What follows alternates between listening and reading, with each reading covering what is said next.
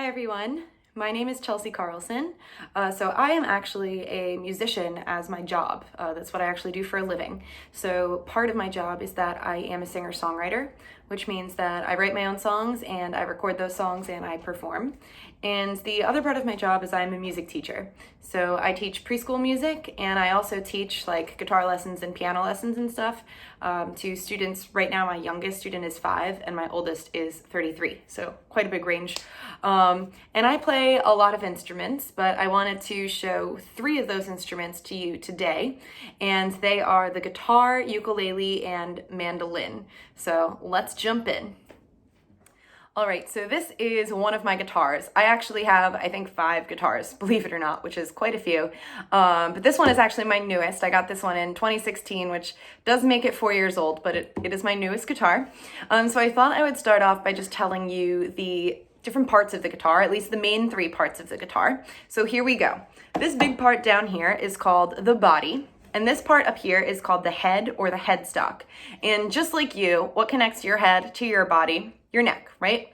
So this thing is called the neck.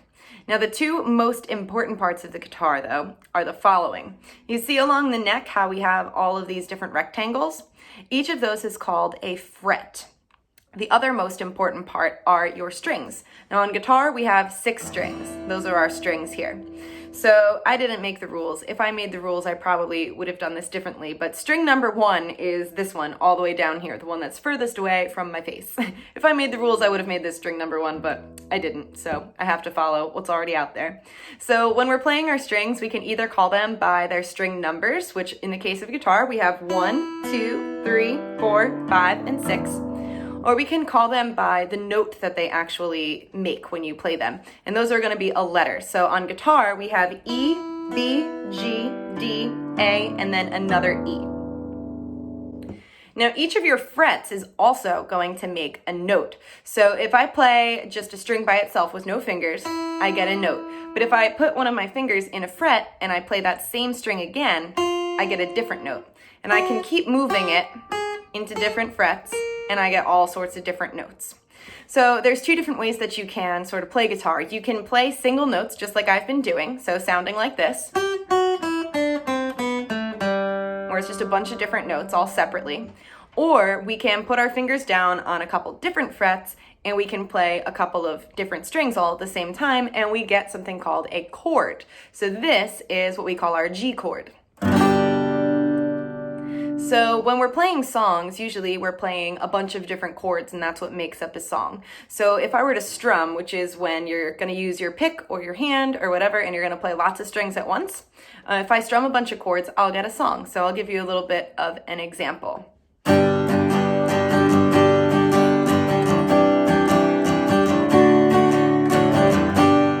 And that's what that would sound like. Now we don't have to strum on guitar. We can also do something called picking. And we can do that with this little guy, which is called a pick. Good name for it, right? Which is a little triangular bit of plastic. And basically what we do is we hold the top part and we take the pointy part and we can play the strings with it. And it makes it nice and easy. So the first way that we can pick is by playing a chord on this hand, but then playing different notes on this hand. So let me give you a little bit of an example of what I mean.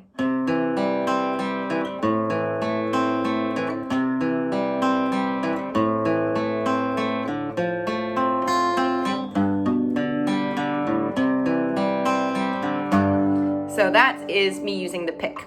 I can also do this thing called finger picking, which is where I don't use that pick at all. I use my fingers and each of them kind of gets their own string. So here's an example of finger picking.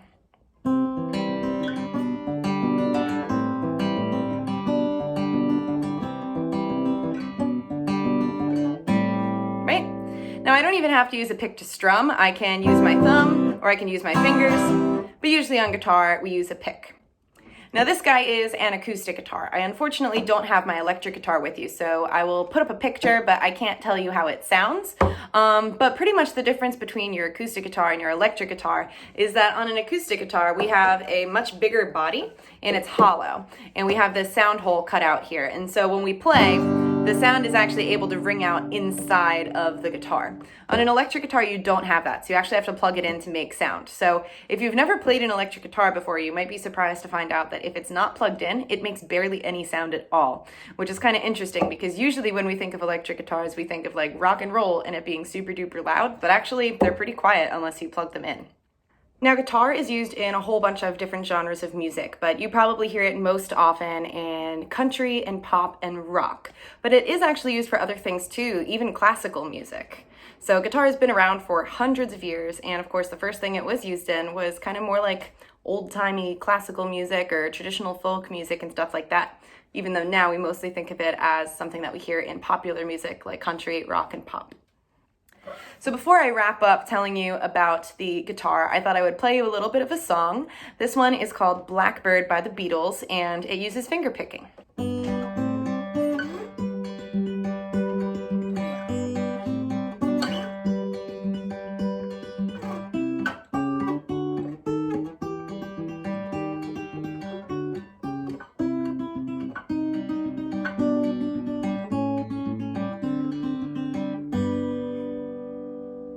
So I picked up my next instrument. This guy is my ukulele, and it looks like this. Now, at first glance, it looks an awful lot like a guitar, but there is one really obvious difference. It's a lot smaller. Now, there's actually 4 different sizes of ukulele. This one is what we call a tenor ukulele, which just for me, because I'm, a grown-up, I'm a bigger person, this is just an easier thing for me to play than the smaller versions. But there are actually 2 sizes smaller than this. One of them is called a soprano ukulele, and one of them is called a concert ukulele. And I actually have a concert ukulele with me, so I can show you the size difference. So this guy over here is my tenor, and this guy is my concert. And when I put them right next to each other, you can see that this one is a little bit smaller. Now, a soprano ukulele would be even smaller than this one. There is one other size ukulele, which is called a baritone ukulele, and that's going to be bigger than this one. It's actually going to look more like a small guitar, and it's actually so big that it changes the way the notes ring out. So the notes on that are actually different than the notes on this one and the concert ukulele and the soprano ukulele. Now, the ukulele, just like our guitar, has the same parts. We have a body, a neck, and a headstock. But aside from the size difference, another big difference is the strings. We only have 4 strings on a ukulele, not 6, and they are different strings. So on our ukulele, our strings are G, C, E, and A. Now, the weird thing about ukulele that's different from other string instruments is that usually the string that's closest to your face is going to be the lowest sounding note that you have. It's going to be the deepest sound. But on ukulele, that's not the case. The lowest note is actually the one second closest to your face, C. The one closest to your face is higher, which is kind of weird. Now, on ukulele, we usually don't use a pick. It's not like it's totally against the rules for you to use a pick, but usually you're going to use your fingers or your thumb. So the way that we strum ukulele is when we want to do a down strum, we kind of flick our fingers out like this, and we want to do an up strum, we kind of scoop them like this. So I'll give you an example. So it's kind of fun. It takes a little bit of practice so that you can hit your nails and not your knuckles, but once you get it, it's a lot of fun. Now in ukulele, just like guitar, each of these frets makes a different note. So you can play single notes, or you can strum chords, just like we did before on the guitar. So I thought I would play you a little bit of a picking song that you guys might recognize, just so that you can hear how it would sound. Although this is not really a ukulele song, but hey, anything's possible. So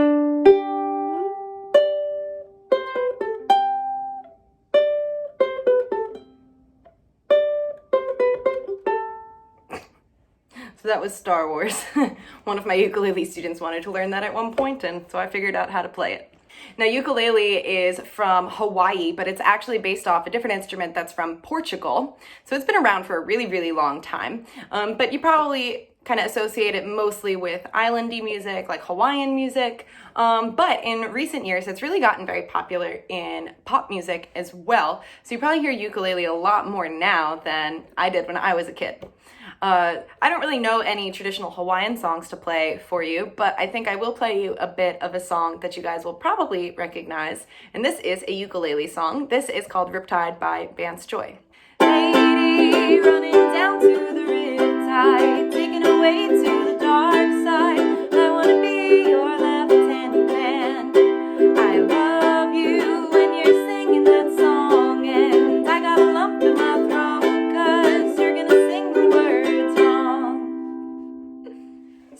final instrument that I'm going to show you. And at first glance, you might be thinking, did she just grab another ukulele? But I didn't. This is actually a different instrument. This is called a mandolin. So I'll hold it up a little closer so that you can see it.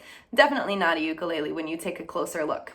Now, sometimes when I show people this instrument, they actually think that it's a violin, and for good reason. Mandolins and violins are really, really closely related. They actually make the same sounds when you play the strings, and of course they have these cutouts here, which are called F-holes, which you also see on things like violins and cellos and stuff like that.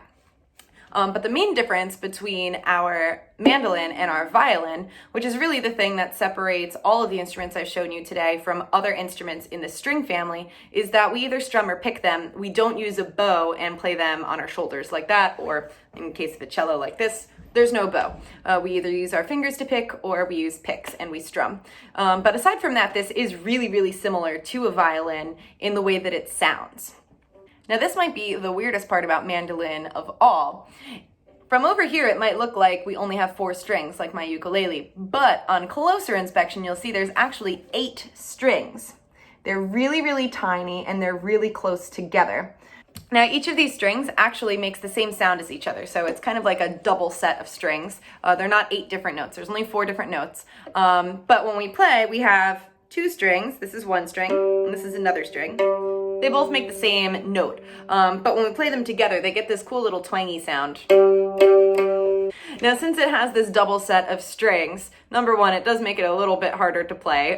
It can hurt your fingers a little bit until you get used to it. But it also allows this tiny little instrument to make a lot of sound, because it actually kind of sounds like more than one instrument being played. So let me give you an example of all of that sound.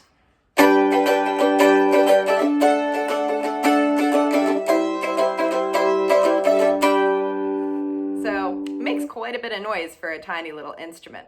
So I mentioned that mandolin and violin have the same string names, but it's interesting because these are actually backwards from what a guitar would be. So our lowest ones are G, followed by D, followed by A, followed by E, which is completely backwards of what you have on a guitar. But it kind of makes it fun to play if you start playing guitar and then you learn mandolin later, because you just basically play all of the same chords that you would have on guitar, but backwards.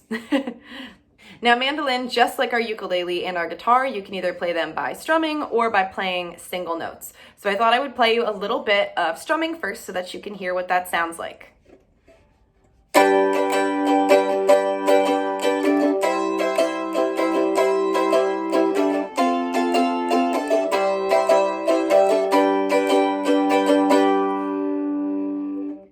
Now, mandolin is used in a lot of folk music, a lot of country music, but also used in a lot of traditional folk music, so Irish music and Scottish music and such. And that's actually what I use my mandolin for most of the time. So I thought I would play you a little bit of a traditional Scottish song that I'll pick so you can hear what that sounds like.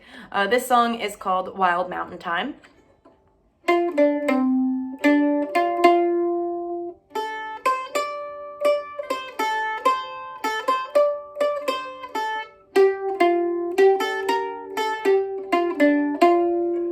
So it's got a nice little lilty, happy sound to it.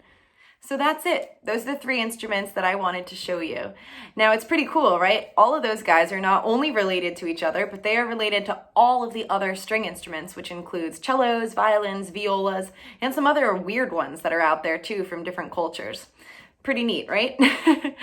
So I hope you've learned a little something today. I hope that you like those instruments, and now you know what to listen for when you're listening to music. I hope you guys are all doing well and staying safe and healthy. Have a great day, everybody. Thank you for watching.